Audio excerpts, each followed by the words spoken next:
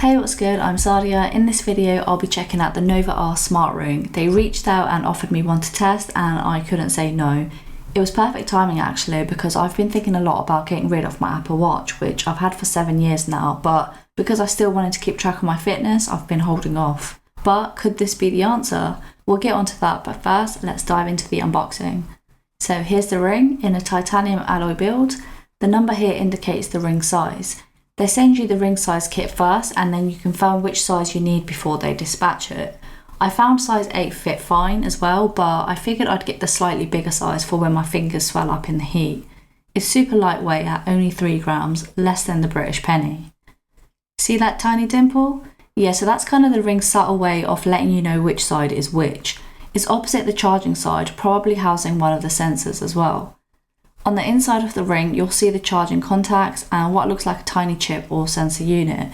It's neatly tucked in and it's super low profile and basically where all the magic happens. Heart rate, sleep, stress, that kind of thing. It's super smooth to the touch, so you can't feel any of it when wearing the ring. It's also got the model number and the size engraved. In my case, Nova R US 9 set. As well as the Nova R ring, you also get a user manual and a quick guide which features a QR code so you can quickly download the app. The illustrations and instructions are very straightforward. Okay, next up is a USB-A to USB-C charging cable which connects to this magnetic charger. It's nice and small so it won't take up much space at all. Very easy to connect to. See? And that's everything you get, all the essentials. Alright, let's download the app. Simply scan the QR code and download the app. Hit allow on the Bluetooth, go into allow notifications and then sign up as I don't already have an account. Once logged in, the app asks for some info like your gender, date of birth, height, weight and stride length. Now let's add the ring. Hit add device and then select the ring. Nice and easy. As you can see, the homepage will summarize your activity data such as step count, calories, sleep, exercise, heart rate, blood oxygen, stress, and even menstrual cycle.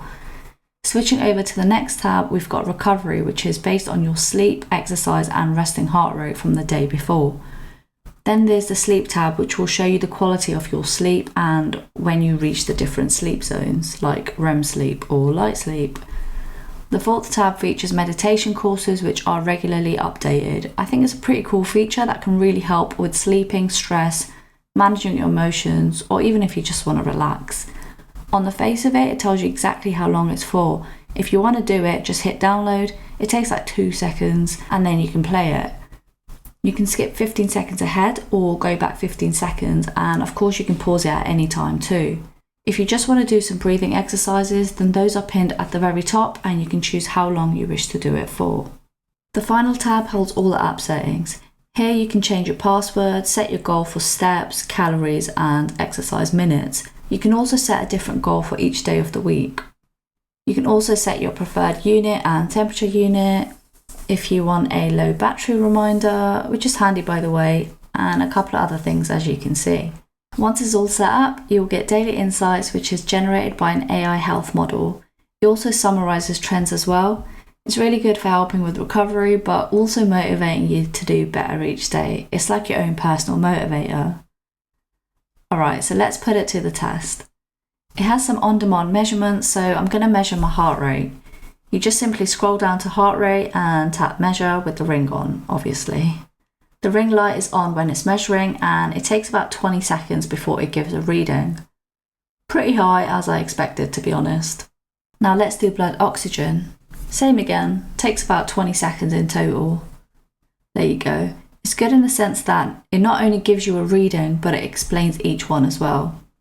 Stress, yes, I'm definitely interested in seeing how this one changes day by day, just because life is pretty stressful at the moment. A few measurements in and you can see it's been fluctuating. It's not really dependent on the time of day either, as it was normal on the 21st after 11 PM but pretty low and relaxed on the 24th, also after 11 PM. There's menstrual cycle as well for the females, which is always very handy. You just got to answer a few questions to get it set up and you're good to go in like 30 seconds if that. You can set reminders too if you want, so some of you might find that convenient. I personally haven't enabled them. Alright, let's see how it does for tracking an outdoor walk.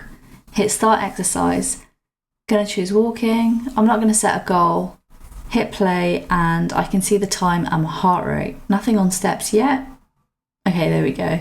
I'm taking it easy, so it will be a fairly chill walk. I'm counting my steps and the app does seem to be reading them correctly. If you end up taking a break, then you can swipe right to pause and continue to resume. You swipe right to end the exercise as well, but this time you hit end and then confirm if you definitely want to end it. Once you hit confirm, it shows you all the relevant data as you can see here.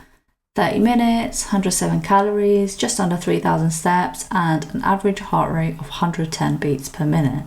I like that it shows it in a line graph format as well, and love that it gives you heart rate zones too, something the Apple Watch doesn't do. Majority of that walk was in the fat burn zone. Nice.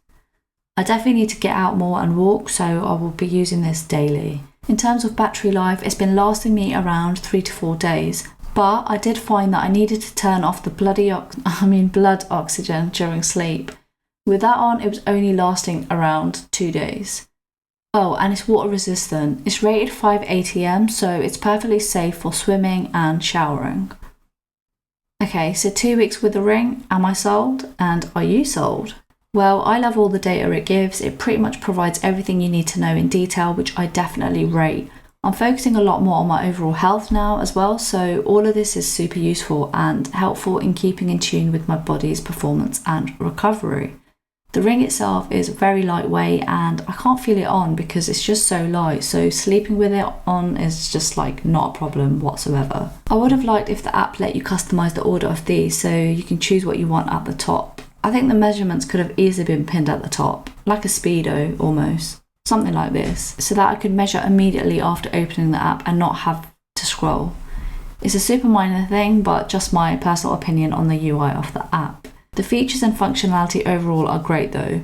I have to admit, the ring is quite bulky, at least in comparison to the other rings that I wear, and it doesn't work with them at all, so I've kept them off. It's definitely on the manly side, so I'm not sure if I'll stick to it in all honesty, but it definitely does what it's designed to do, almost to perfection. I like to see the app UI improved, but I really do appreciate all the data it gives and I would happily ditch my Apple Watch for this.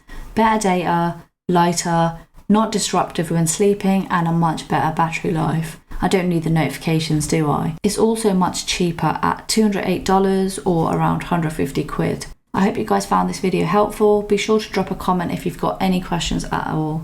As always, thank you for watching. Peace.